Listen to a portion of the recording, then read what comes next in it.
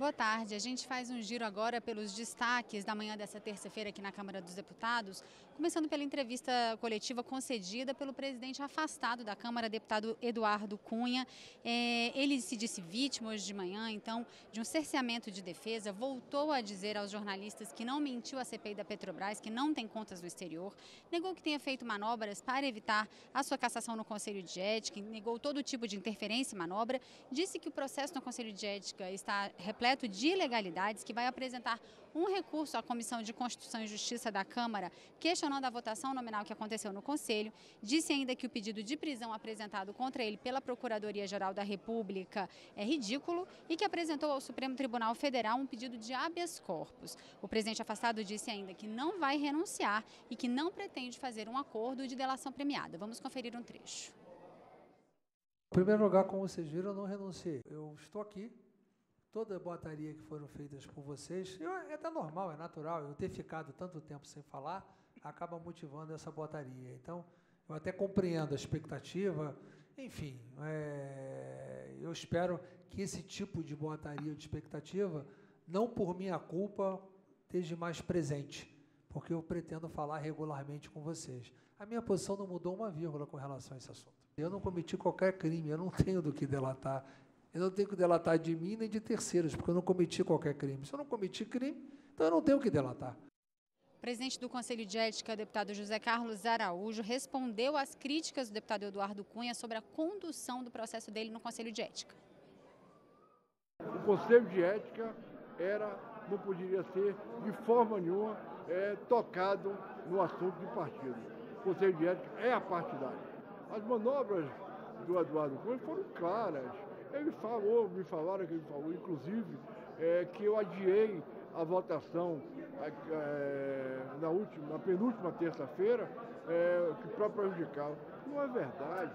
O artigo 57 do regimento diz, se entrar alguma matéria e precisar que o relator examine, eu sou obrigado a dar tempo para que isso seja examinado.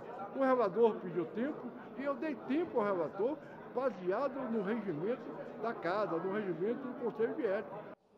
Aqui na Câmara, em uma audiência pública, mais um auditor aposentado da Receita Federal, acusado de participar de irregularidades, ficou em silêncio na CPI que investiga o CARF, o Conselho Administrativo de Recursos Fiscais do Ministério da Fazenda. Os integrantes da CPI preparam recomendações para tentar reformular o funcionamento do Conselho.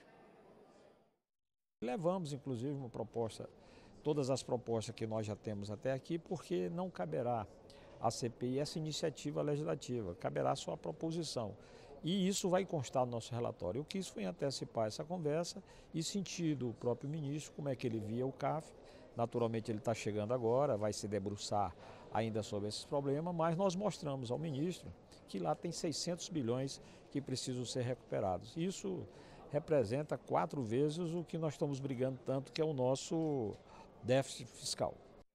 E houve repercussão aqui no Salão Verde sobre a reunião de instalação da CPI da UNE, que estava marcada para acontecer hoje, mas foi mais uma vez desmarcada. O deputado Marcos Feliciano, que é autor do requerimento de realização de instalação dessa CPI, que deve ser o relator também dessa comissão parlamentar de inquérito, falou da frustração dele pela não instalação da comissão.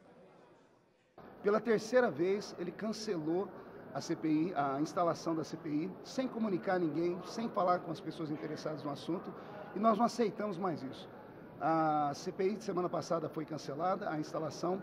Essa semana, o movimento estudantis, o país todo, vieram para cá exatamente porque ele deu a palavra dele que seria instalado, e de repente, do nada, mais uma vez, o senhor Valdir Maranhão presta esse desserviço à nação brasileira. Nós estamos entrando com um mandato de segurança, porque a CPI já foi anunciada há quase um mês, nós já perdemos um mês de prazo.